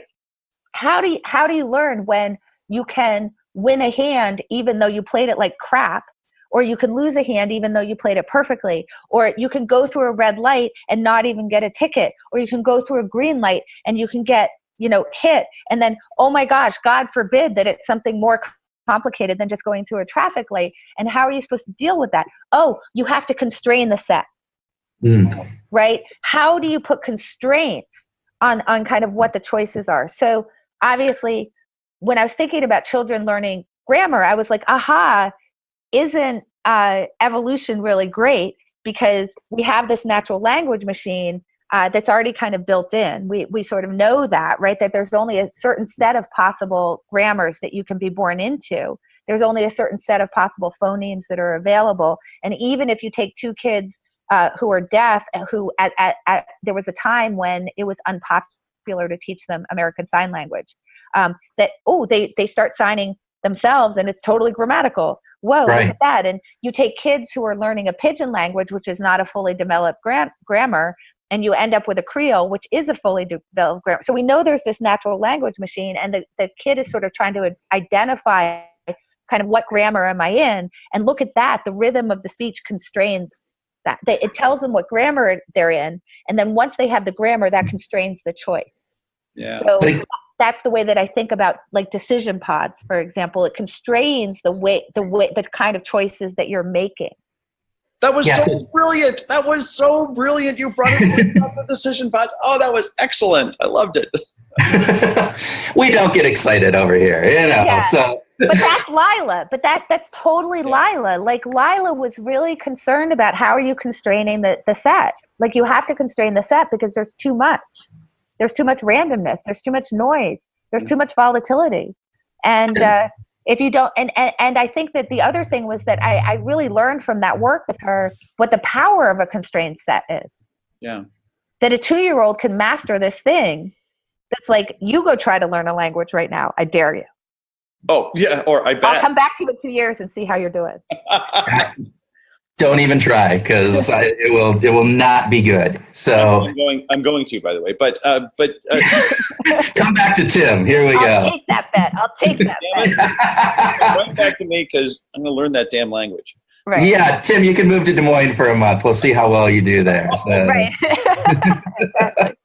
2 days. I only get 2 days. Sorry. Would it be okay if we talked about music? I always have to ask. Of course. Yeah, well, we talked about Lila. I had no idea you were going to ask about Lila, but I'm so excited because I just want to say for the record that Lila is like a total intellectual giant. And I would also like to say just one other thing about Lila so that people can really understand what a great woman she is. Yeah. One of the best times that I've ever had in my life, ever, were Lila and I were driving from Philadelphia up to Boston to present at a conference at MIT. Okay. It was the first paper I was ever going to present. And I was very scared because actually Steve Pinker was going to be in the audience. And like Steve and Lila were a little bit rivals. And like, anyway, for some reason, I can't remember like if there was something wrong with Lila's car or not, but we ended up taking my car. And to be fair, I was a graduate student and my car had like 125,000 miles on it. I don't know how we ended up at this decision. Was this the old Honda that you talk about? Yes. Okay. It was my 1982 Honda Accord. so somewhere around Connecticut, like the alternator stops working. Oh gosh. And we ended up on the side of the road, like waiting for a tow truck. And it's like, and then like we got to wait for the tow truck, and then the tow truck takes us over to the thing, and then the mechanic, I don't know, whatever. It was like an 8-hour ordeal because we took my car, and I have never had so much fun in my life. That is the actual, like, that is the mark of an amazing human being, that they aren't pissy and mad and why did we take this car and why. It's just like, let's make the most of this amazing moment because we just really like each other and we're just going to have fun. Well, and you can remember that so fondly. Like it was one of, Lila and I were actually reminiscing about it recently, and she actually said, like, why did we take your car? But that goes into that whole conversation that you talk about where, you know, husband and wife, and you're going to a party and the husband says, let's take the shortcut I heard about versus taking the normal way and you run into traffic. And what happens, you know, if you take the shortcut, you get blamed for doing it. But if you took the regular way, you don't. And obviously Lila said, well, we took your car, but hey, didn't go down the badness of. She just absolutely viewed it as an opportunity to spend more time, which is wonderful. And the other thing that she taught me in that moment that I have used over and over and over again is actually, it appears. So here's another way that actually she sort of influenced me in terms of the book, because it appears in chapter 6 of Thinking in Bets, is to realize in the moment how great this freaking story is going to be. Right? Like, I'm getting to tell you this story. It's been like 30 years or something. And I do that all the time in moments of pain, of where something is really hard. I can recognize, like, this is going to be the best story to tell at the Thanksgiving table, like in however many years. Because either, like, and it allows you to recognize the absurdity of it and the value of it. And we were just laughing at this, and we're still talking about it. And she had that perspective. Like, she taught me that perspective of, like, don't get so caught up in the small stuff, because in the long run, this is awesome. Yeah. I give the advice I give to people who are getting married is I go, hope something goes wrong in your wedding ceremony and somewhere along there, because otherwise it's just play and you don't remember it. You remember and you will talk about it started to rain, or, you tripped or whatever. Yep. That's the memory that you will last for 20, 30, 50 years. That's exactly right. That's exactly right. Look at it. I'm so happy you brought Lila up. Like, nobody has asked me about Lila, and she's such a giant in my life and in science. Yeah. And she deserves for everybody to just be like, you're the bomb. Yeah. I mean, the first time I heard her, it was just, I instantly genuflected because I thought this is just amazing. Okay. But that's good. That's a good rabbit hole. Okay. But let's talk about music. So, okay. I was thinking of the music has been. It seems like music has been important to you as when you were playing poker back in those days. What about now? Do you use music as a way to focus your attention or engage your emotions in a way? I mean, you were just talking about the rhythm of speech. I mean, how natural is music, right? Because it's rhythmic. But is there something about music that you use today to prep you or condition you or prime you? Well, so can I make a confession? No, not here. No, sorry. I have a confession to make. In the last 2 years, I seem to have lost a lot of time that normally would have been spent listening to music, listening to the news. Oh, I'm sorry. And it's so bad, and I keep telling myself to stop, and then I do, and well, then our challenge our challenge to you is rejoin your musical self. I know, I need to, because it's like unhealthy. I recognize that. It's like completely unhealthy. It's like nothing's going to change if I'm not like up to the minute. Yeah. We should put a wager on this over the next year instead, switch off on that. I'll tell you how bad it is. The last album that I really went deep on was Lemonade. When did that come out? In 2015? Oh my gosh. I think. Was it 2016? Right. I know, 2015, I think. Yeah, okay. Jack White just had an album come out, and I didn't really go deep on it, which is weird because, like, Jack White, like, I go deep on everything he does. Well, were you a big White Stripes fan or Raconteurs? Love the White Stripes. The Raconteurs, by the way, I've seen them live. Thank you very much. I've seen the White Stripes live. I've seen the Raconteurs live. The Raconteurs I totally love. It goes a little bit more country. Yeah. In the old school side. So I divide country into country and things that are coming out of Nashville. So I really clear, like, I happen to really like country. Annie, I'm leaving here to go to Nashville, by the way, Oh, I love that. To discuss music plans with producers. So. Oh my God, that's so awesome. So like I'm like a Willie Nelson. Oh yeah. I love Willie Nelson, Johnny Cash, Merle Haggard, Buck Owens. Like the really old school. Yeah. Some Ray Price. I mean, like, Ray Price is great, right? Oh my gosh. Awesome. Truly right. Awesome. Yeah. So the Raconteurs, I hear that influence in them. It's like that merging of kind of rock with that, which I love. Yeah. But I also love his soul. I love Blunderbuss, and I love Lazaretto. Yeah.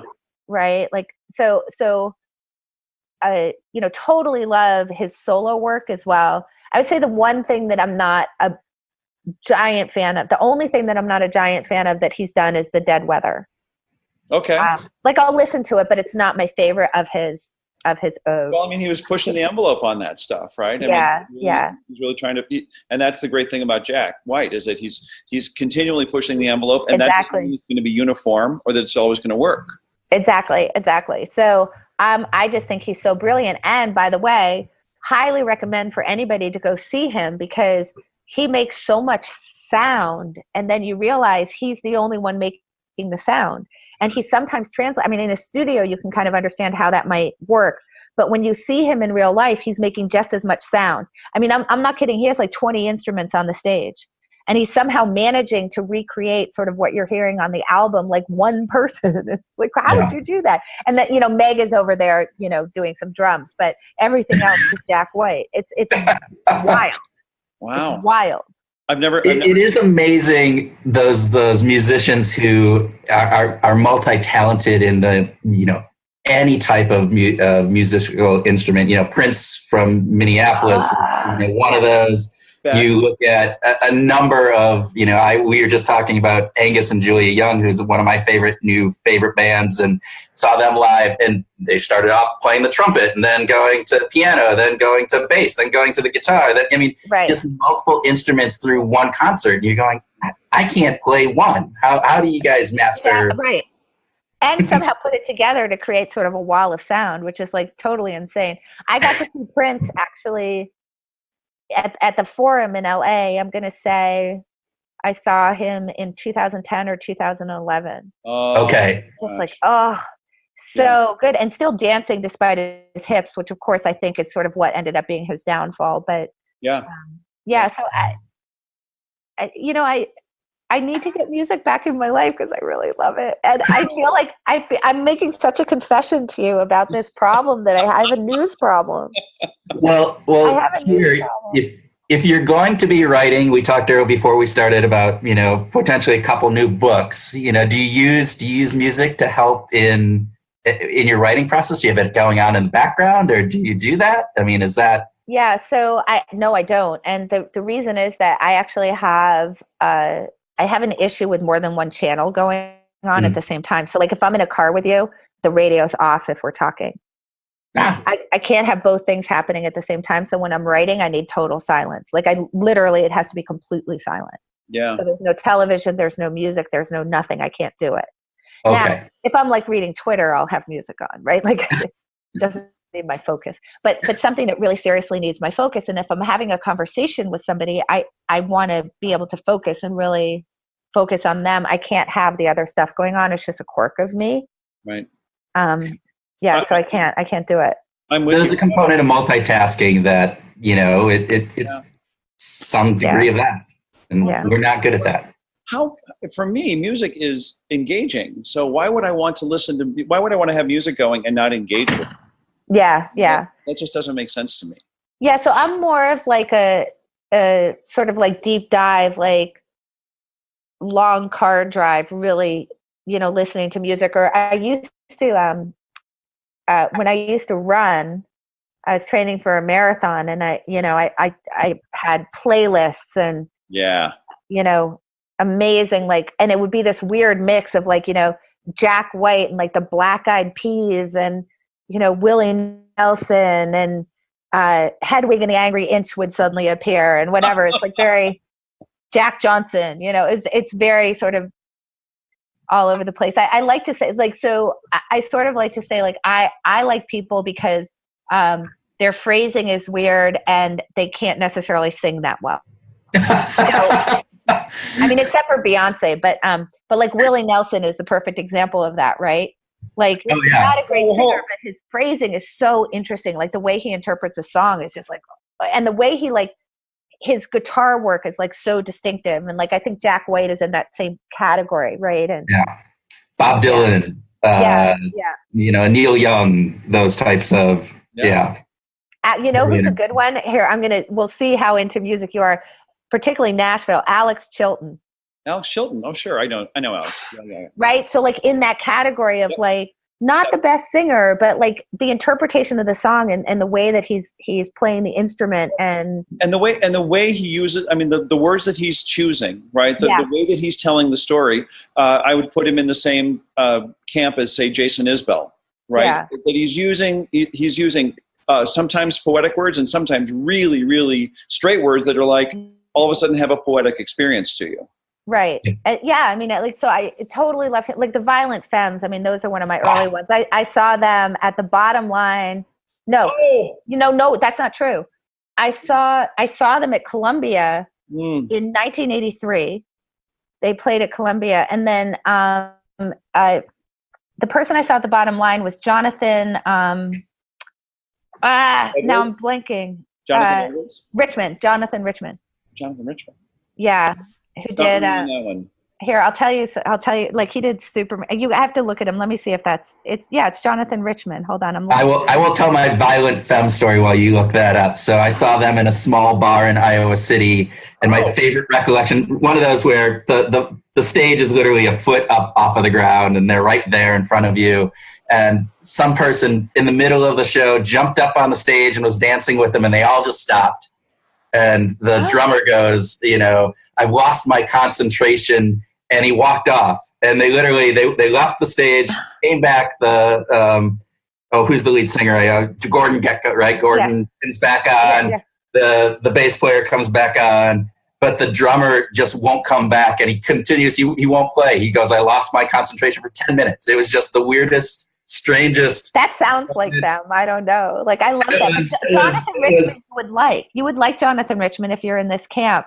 And he was like in the 70s, kind of a precursor to a little bit more of like the punk. Like he was kind of before punk. Okay. So you can sort of see where like the Violent Femmes and they're a little bit, I guess it would sort of be punk new wave, but the Clash and whatnot, like how they're sort of coming out of what Jonathan Richman is doing. Yeah. Anyway, I got to see him at the Bottom Line. That was pretty fun. Wow. Like it's so great. Like I love that story. Like that's so Violent Femmes, It is. I've lost my concentration. He wouldn't play. He just sat there. Yes. That is so great. I feel like Jack White could do that. Yeah. Oh, it was totally. just Totally. Anyway. Yeah. Okay. Annie Duke, thank you. This has been fascinating. We went down rabbit holes, which we wanted to do. Hopefully, we didn't bore our listeners to death with some talk, but you know what? We had fun. So we had a blast. Well, look, I'm guessing this is the first time your listeners have heard of it, syntactic bootstrapping. I bet it. Well, I don't know. Some of our listeners are probably pretty into this. Maybe we can hear from your listeners to see how many of them have heard of syntactic bootstrapping. That would actually be fun. That would be fun. So I'll put that in the notes. Because I view that as something that's so like esoteric. Like it's like really it's not like confirmation bias. Everybody knows what that is. It's like off in a corner of cognitive psychology. Yeah, getting into that linguistical component of various different pieces. So okay, now it's curry time. Yeah. What? Now it's curry time. It is curry time. Exactly. And we're deeply grateful for the time. This was really fun. This was a great conversation. And we hope we talk to you again after the next book. Yeah, well, just like, don't tell anybody, but like, this was my favorite. Like, but don't tell anyone because I don't want anybody else's feelings to hurt. It's just like, you literally won all the podcasts when you asked me about Lila. Well, there you go. Good. Yeah. See, Kurt, I told you. You were only 60% sure. You said this is a 60% question. That is total bullshit, Annie. That conversation. No. All right, Annie, thank you. And thank you. That's it. All right. Talk to you later. Okay, talk to you later. All right, bye. Welcome to our grooving session, where Tim and I groove on what we learned from our Behavior Grooves interview, have a free-flowing discussion on some of those topics, and whatever else comes into our now too full of information and vodka heads. Still on the vodka thing, huh? The vodka thing. Yes. I say that as if I'm accusatory. As I recall, I actually kind of went there. I think you did. I think you were the one who led us down that rabbit hole. Oh man, because vodka is so good. I don't know. I'm more of a beer guy, but still, that's okay. Okay, so tribes. Yeah, and by the way, I think we have a lot to talk about in this grooving session. I think we do too. Telling you that right There's now. a lot of information there. Well, as we talked about when I first heard Annie on another podcast, I had listened to that podcast and wrote 2.5 pages of notes. And so hopefully our listeners were able to take 2.5, maybe even 3 pages of notes from this. But I know in reviewing it, I took a lot out of this. So. I took a lot of notes while we were doing the interview. It was so great. It was. So tribes. Yeah. Good or evil? Oh, man. Both, right? Yeah. Right, both. And they are, what did she say, yanking us around. What was her quote? We are not even aware of how much the tribe is yanking us around. Yeah, that is so great. That is so great. Our environment is so heavily influenced by the tribe. Well, and it's also gets around to like who is doing the talking and how much we believe. Again, to her point, going back to, hey, if I am now not a member of your tribe, but I am an expert in she said sautéing fish. Sautéing fish. Right. That should have no impact on how much information I can get from you about sautéing a fish. And yet we don't operate that way. We operate, well, she's not part of our tribe. I don't trust her, so I don't trust how she sautés a fish, even if she's the renowned expert in it. I mean, you think about actors and actresses and how some people like them or don't like them based on their political affiliation, regardless of how good or bad an actor or actress they are. Right. Are they entertaining? Do they do their job well? Right. Which has nothing to do with political affiliation. And you think even looking at some of the consumer product boycotts that are going out there, again, we're doing this in end of September, and that was just the whole Nike, Colin Kaepernick, just do it theme, and all of the people burning their Nikes while others are going out and buying more Nikes because now, Nike's part of our tribe.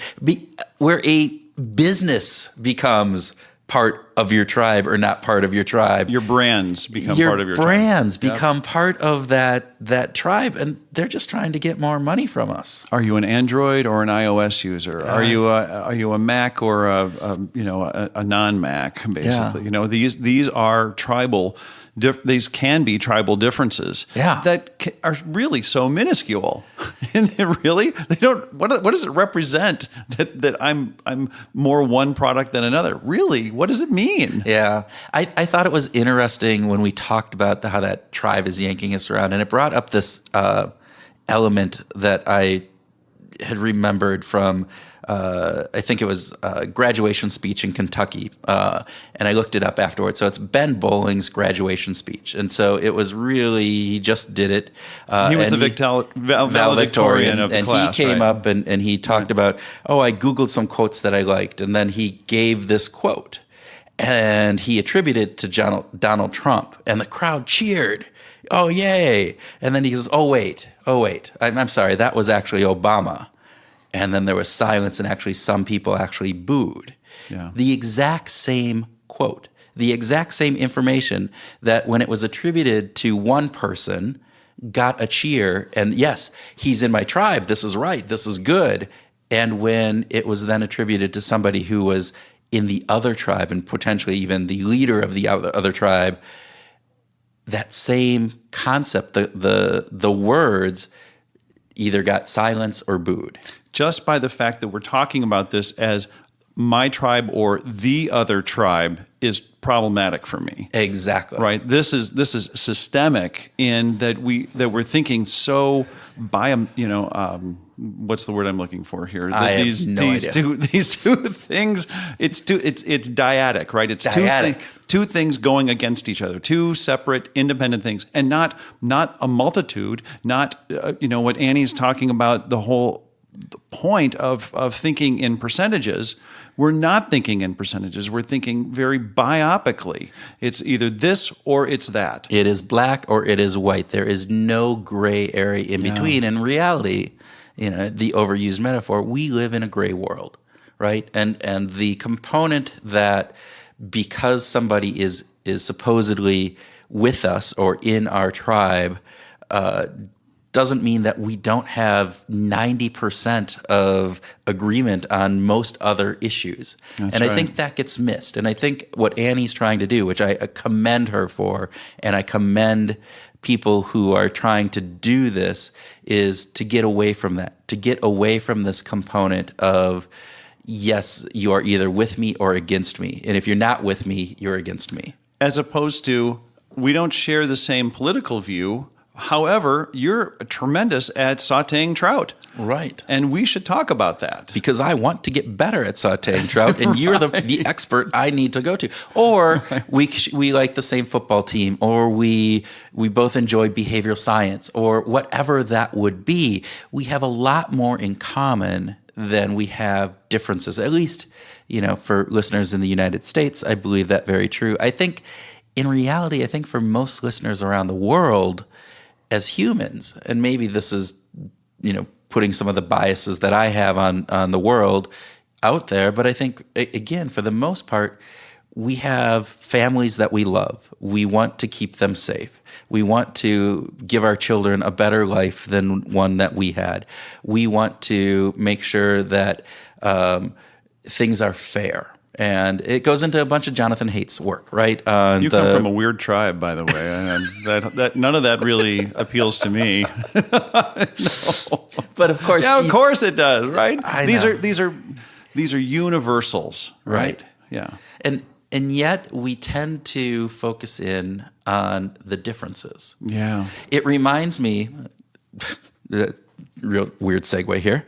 It reminds me of when we do work around organizations and sales forces, and they have base pay and an incentive pay. Are you thinking about a particular client that we were working with together? I'm actually thinking about multiple clients I've worked with, but the one could come up. But where 80% of a salesperson's pay is on their base pay, and only 20% is at risk or variable. And yet, where is 90% of their effort focused and their angst and their concern? On that 20%. On as the if 20%. that were the entire universe that mattered. Exactly. When you're looking at that totality of their pay, the vast majority of that is already it's base pay, and there are certain things that you need to do in order to keep that and to do that. But no, they focus in on the unfairness or their perception of unfairness of that 20%. Right. And again, bringing that analogy back, it's 80% of us as humans. Our joys, our fears, our hopes overlap with everybody else. My opinion, no validated research to do that.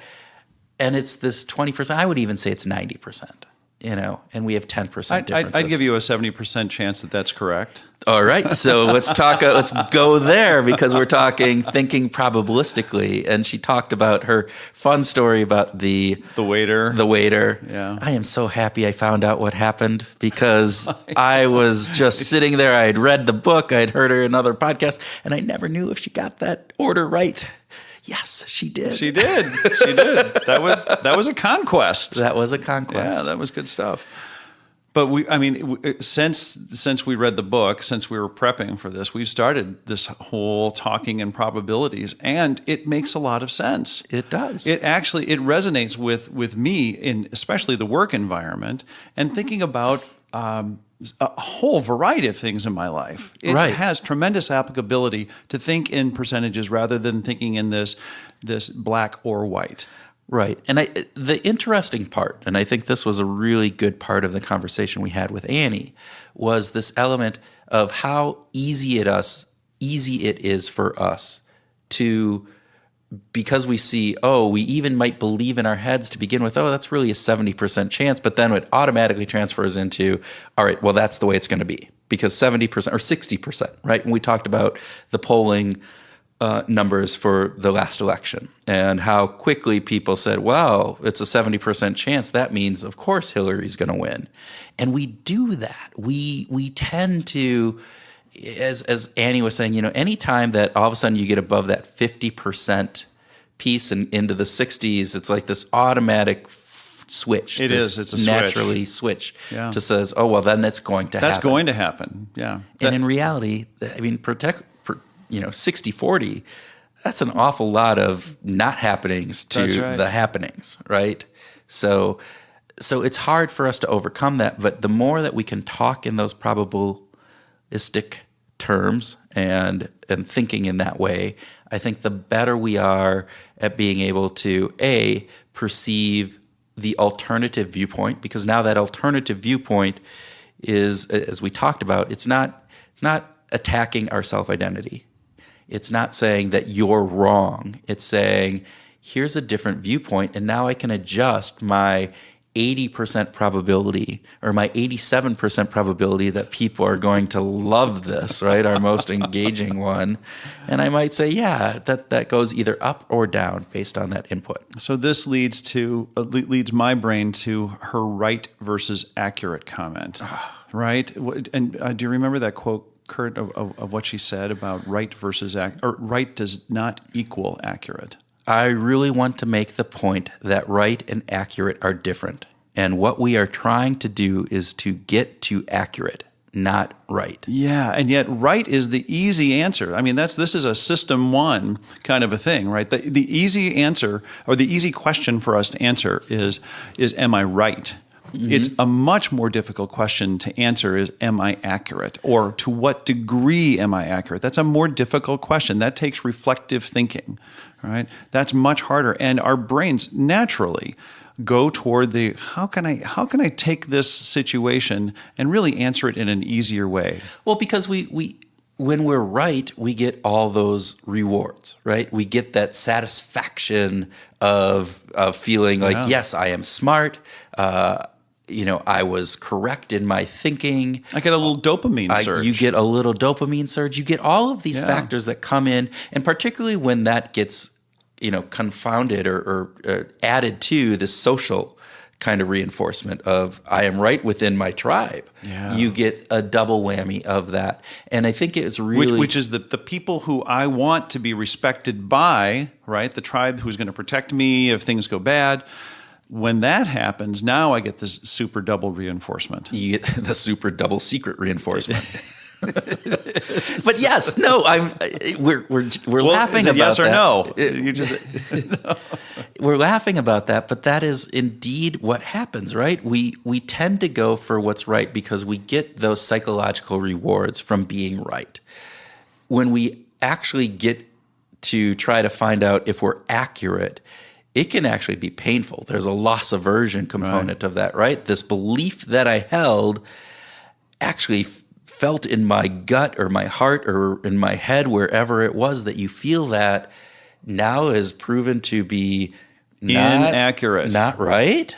Then part of my identity is with that, and so that hurts. So instead of framing it in our own mind as I wasn't right, we could say, well, my prediction wasn't as accurate as I thought it was. Yeah, and that's the probabilistic thinking part, that thinking in bets, that thinking in percentages. And I loved her component of saying, just ask the person to wager on it. And how that changes in their mindset. And want to bet? You want to bet, right? Because when we do that, we automatically change the reward that is coming. So it's not just this psychological reward of being right. Now there is a monetary or an extrinsic component that is added to the intrinsic reward that we get. There's an extrinsic reward. And that can sometimes, I think, have a big influence on actually how we think about these things. Hopefully. Well, in our work with extrinsic, right, we know that intrinsic rewards just in business are very, very powerful. But we also know that extrinsic rewards are also very powerful. And sometimes you need extrinsic rewards, at least some of the research I've done, to jumpstart the intrinsic motivation. The extrinsic works as a catalyst. I think in this, that extrinsic reward of having a bet on there, right? The loss aversion of potentially losing that money, the potential gain of gaining some money, that extrinsic component is that catalyst. I saw this in some of the work that I did on goal setting, where individuals who were below quota and had been in sales contests consistently over the years where they couldn't earn unless they got to quota. Right. But they were consistent performers, just not stars. Okay. Right? They're kind of below the middle. The core, as Ahern had said. As Mike Ahern would talk about. And when they had an opportunity to simply compete against themselves and not against the rest of the sales organization, and to select a goal that was above and beyond what they had ever done, and they achieved that, and they earned, even though it was still below quota, it built up self-confidence. it reframed who they are and allowed them to actually gain ability so that now their baseline, their run rate increased from where they were before, in part because you use this extrinsic reward as a catalyst to get that intrinsic support and confirmation of confidence and risk-taking. Like, I can do it. I can do it becomes more apparent at that point. So in this situation, that thinking in bets or taking, do you want to bet on this, can be that catalyst to actually reframe how somebody thinks about things in general, because they're getting the positive reinforcement from that and seeing actually how that works, and hopefully understanding that more accurate view of the world lends itself to long-term success, right? And Annie was talking about, look, on the poker table, I don't want to be right. I want to be accurate, because the more accurate I am, that means I'm going to have success in the long run, right? And just because I did all of the wrong things, but I got the right flip at the end and I won, it's that resulting component, which again is a whole nother component that we didn't really get into a lot, but Annie talks a lot about in her book, about that component of how we tend to view how good our decision-making process is based on the result. Yeah. And what she was saying is that that's a faulty way of actually thinking about it. It's inadequate. It's inadequate. If you have a number of chances, right, over and over and over and over again, that might have more validity. However, many of our decisions are not these things that we get multiple chances to really look at, review, and go over. And so the fact that we are looking at results impedes how much information we can gain from the actual decision-making process to determine, was it a good decision-making process or a bad decision-making process? Exactly. Yeah. So... I want to talk about meetups before we stop. Oh, yeah. Because this ties into that, yeah. Yeah, so the whole thinking on having this learning pod component, which again I think is fantastic in getting those people who can be the Galileo, right? And point in the room to you. And you're talking about these things, and you're actually discussing these things with a contract that she talks about of saying, Our contract with each other isn't this normal social contract of reinforcing, making sure you feel good. This isn't going to be a love fest. Right. This isn't that. That this is a contract that we have with each other to point out the accuracy of our beliefs and our actions, and understanding that they're going to hold a mirror up to us, and that mirror sometimes is going to reflect things back that we may not want to see. But because we have made a contract, that's okay. And then you get rewarded for doing those positive things and thinking in ways that are positive about that. So this is like an accountability meetup. It's an accountability meetup. And so we started Behavioral Grooves as a meetup together, people together around talking about behavioral science and applying that to work and life. And we have had a fantastic component around that. I think there is a cool opportunity to start using meetups or such, because I think it's hard to ask people who are your friends or people that you're interacting with. It may not be for everybody, but for myself, I know that would be something that might be a little bit difficult. I could probably ask you because you do it regardless. Well, and you as well. Well, there you go. We just hold each other accountable. We do. Yes. We do. But I think but our relationship is not common in that way, right? And especially with the folks on our block or close family members, it would be. Although it does happen to some degree with, for instance, my own siblings, right? There is an element of accountability. Their primary role in my life is to love and support me, right? Give me the happy thumbs up. It reminds me. So when I was doing my dissertation, I, as part of this, I'd asked my wife to be basically an accountability coach for me. And I was all, yep, I need you to do this. I need you to hold me accountable so that I write my dissertation, every week and that I do the page number that I want. And I was all great. This is going to be awesome. And she said, it's a good choice because Erin's got the chops to do that. But she said no. Oh. She said no because she said, if I do that, then I become the nagging wife. And I don't want to be the nagging wife. Yeah. I can be your cheerleader. I can be that support person that, again, loves you and encourages you on. But sometimes I don't think you can, we forget about that, right? Because even within these groups, even though we have a contract, sometimes those boil over and we might not be able to disassociate.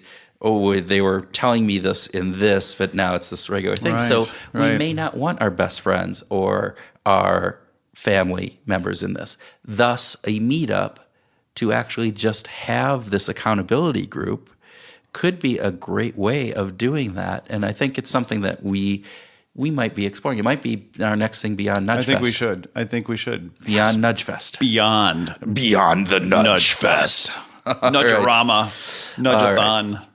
Yeah. So what else? Lila was a big part of this conversation, and I loved her.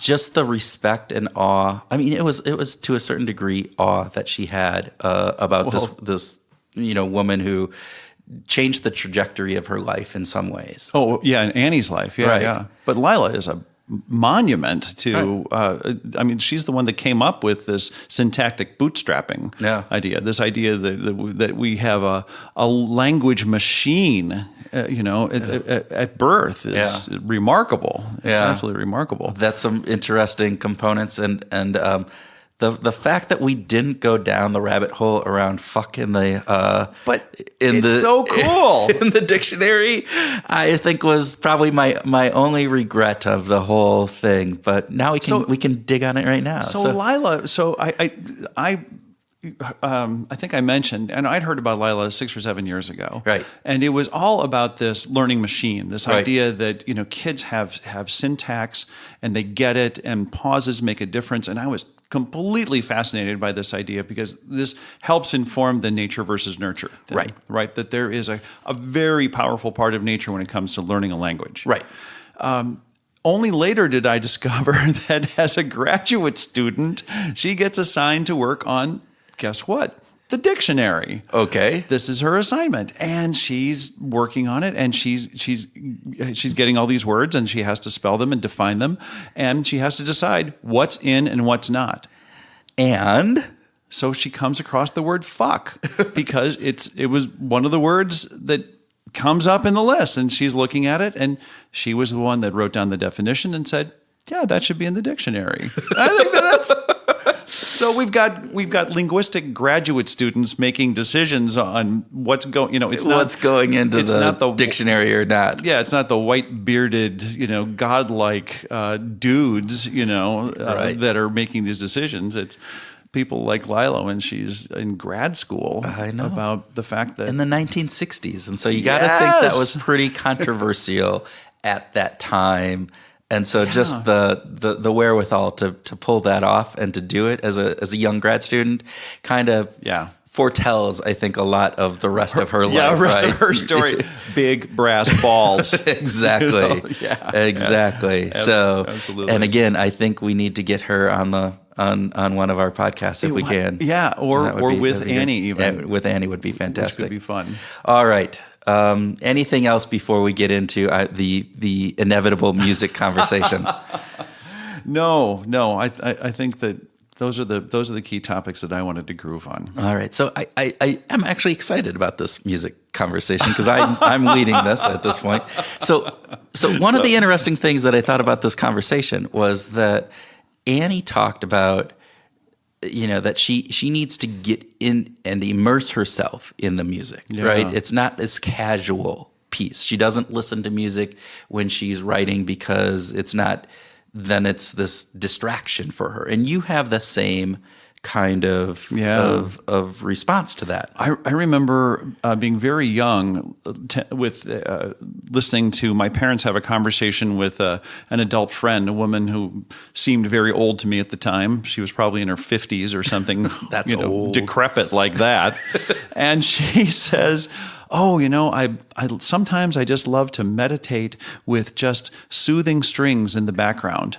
And I thought that is insane. Like meditation and string music, like, music itself is just so engaging. There'd be no way that I could do something as what I would believe to be at a very young age, something soothing as meditate while I'm listening to music. That was impossible for me to connect. Interesting, because I am exactly the opposite. I will put on music to set a mood and to do a variety of different things. And I can have the music in the background. If it's music, it's not, again, I will say that there's different types of music, and some music is less likely to have that background effect. And Annie acknowledged that as well, right? There was some... Yeah. I mean, particularly if they're great lyricists and you're listening and there's a story, and then it engages me more.